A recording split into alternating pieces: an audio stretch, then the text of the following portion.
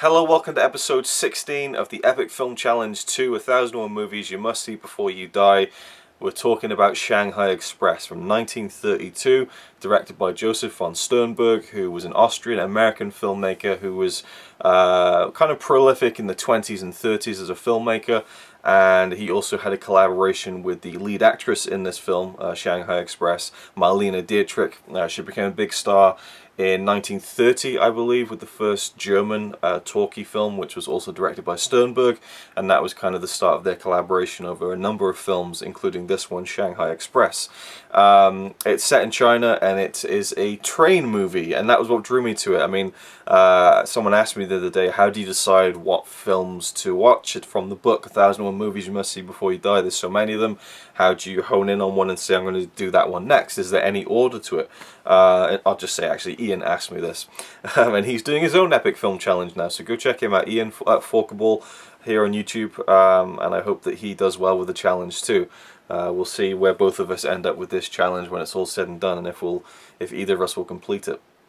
But you know, I kind of flick through it and I see what suits my mood or my tastes or what I feel like watching, and I felt like watching a train movie. I'm a big fan of train movies. I know it's not even a genre, but to me it kind of is. Films that take place on trains seem to have this quality to them that I'm so drawn into. I don't know what it is about this aspect of characters on a moving vehicle through the wilderness or whatever that I just love it. I don't know what it is. And this film mainly takes place on the Shanghai Express, and it's a 3-day long journey from one part of China, I forget where they start, over to Shanghai.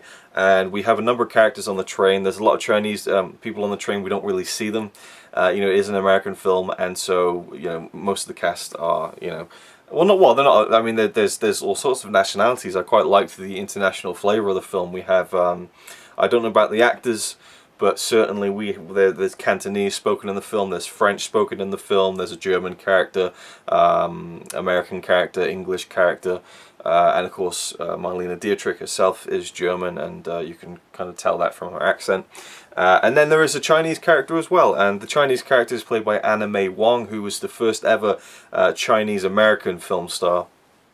So she was kind of a, you know, not necessarily a leading actress, but certainly was a very popular international star who, you know, has roots in China, and she was very good in the film.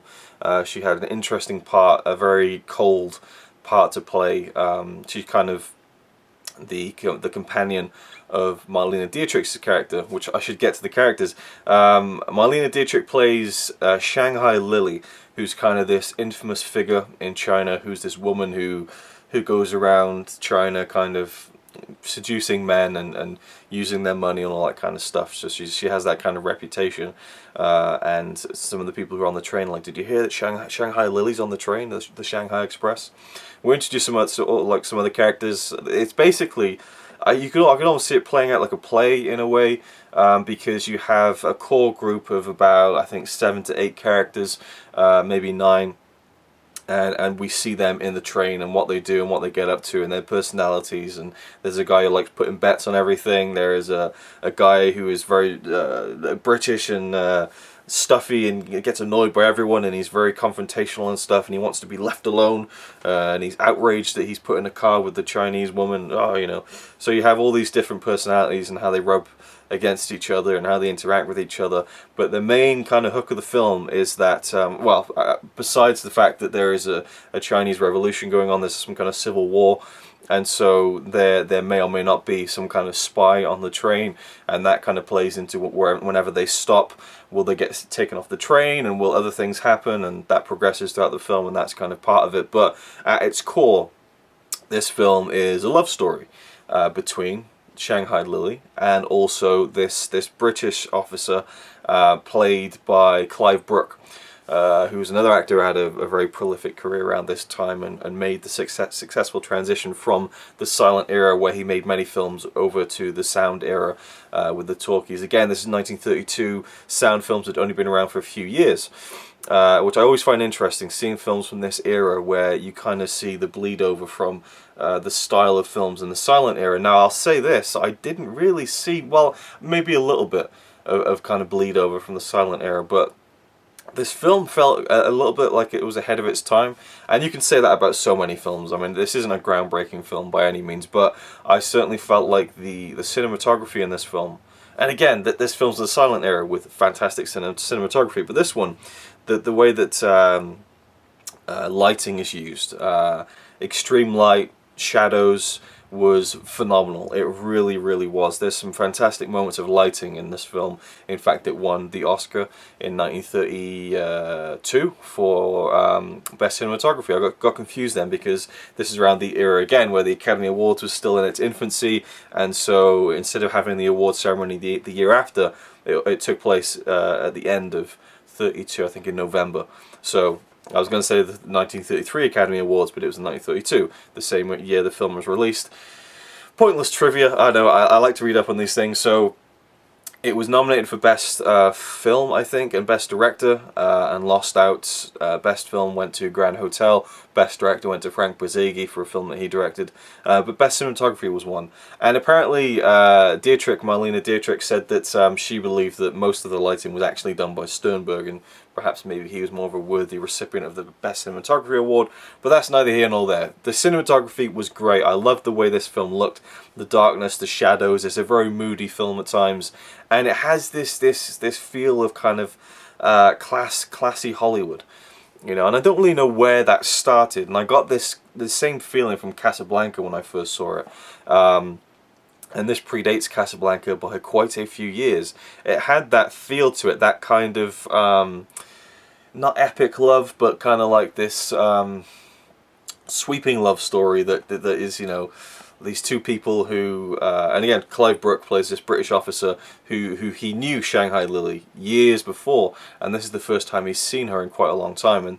And when they first see each other at the beginning of the film, and they know they're on the same train, they kind of reintroduce to each other, and their relationship is pivotal to the entire film. We're really following their will they, won't they love story. Will they, won't they get back together? Do they still love each other? All these things, and I loved their love story. It was complex.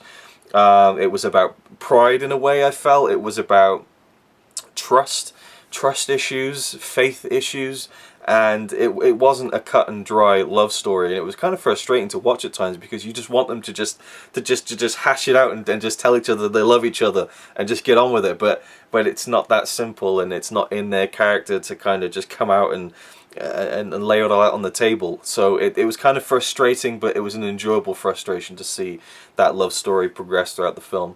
And I loved all the train scenes as well. I don't know what it is. It's just like, I don't know what it says about me, but like the sound of the train, the dun dun dun dun dun dun dun, just this is soothing. I don't know what it is about it. Anytime there's a train scene on a film, I'm like, oh. I don't know what it is. I really don't. There's a fantastic moment at the beginning of the film when the train is just leaving the city that it leaves from, and the train goes through this like a shanty town. Like the train tracks go right through. It looks like a Chinese market or something. And from what I've read, it's a very exaggerated view of China. China wasn't like that, or at least not where it was set. I don't know. But I just loved that juxtaposition of this huge hulking train, you know, slowly trundling through this little kind of again like a shanty town or something, just like a slum with all this life and people there and like animals and stuff. It was just a weird image I've never seen before, and that's what I love about films, is when you see something you've never, like, I've never thought to put a train in that situation before, and I don't know, it's just the image of it was something I enjoyed right from the get-go. There's a very good shot at the beginning of the film. There's an old fussy lady who's on the train with her dog, and she was quite a funny, memorable character.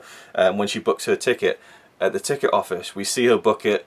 There's a guy behind her bugging her. She looks at him and she kind of gets annoyed by him. She takes her ticket, she takes her bag, she goes off from the ticket office down towards the train and stops by the where the not the guards, but the attendants who take the tickets. So it was just a nice kind of long shot that you don't see much in that period of film.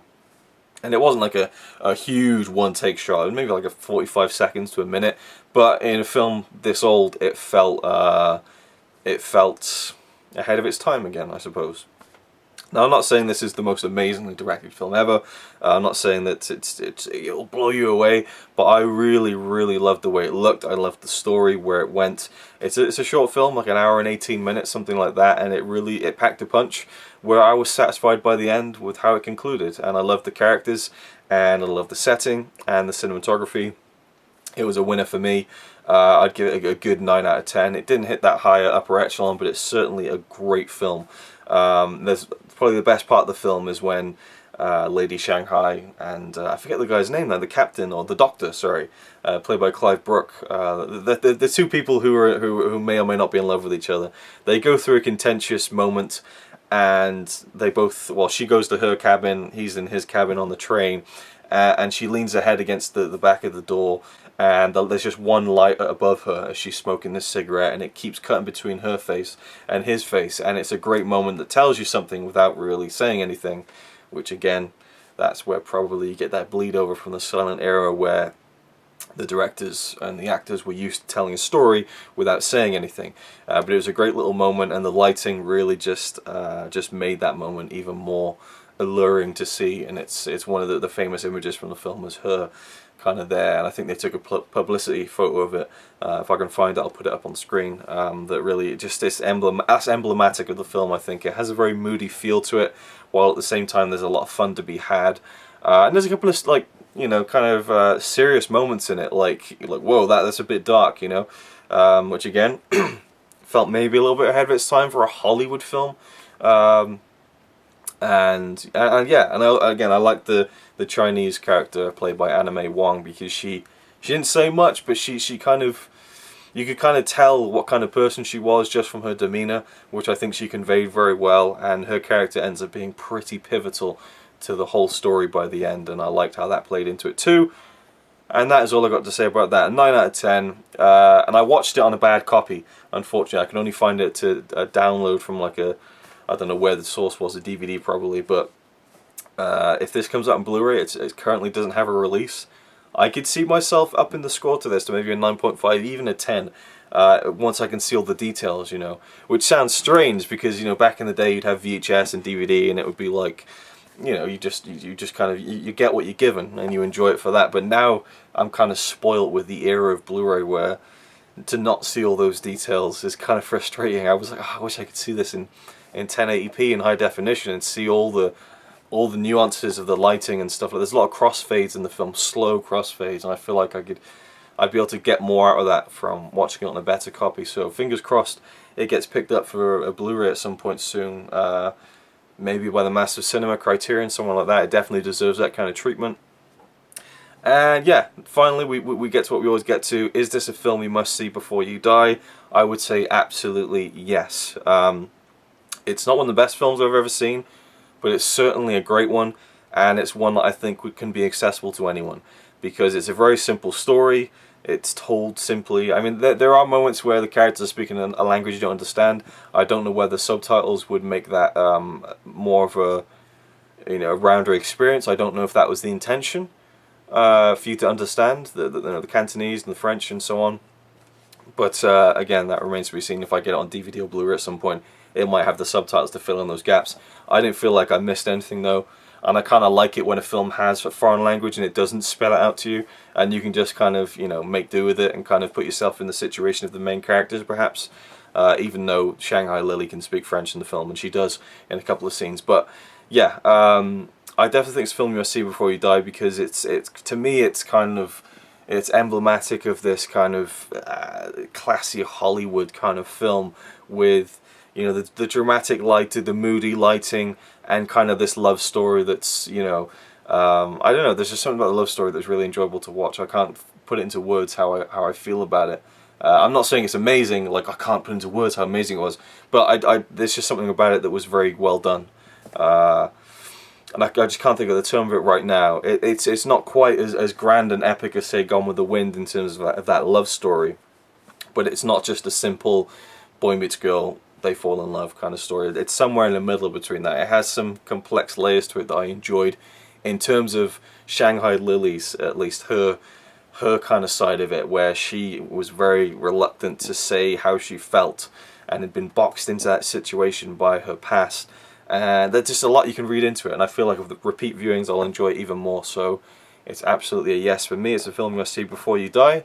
Thank you for watching, and I'll see you in the next one.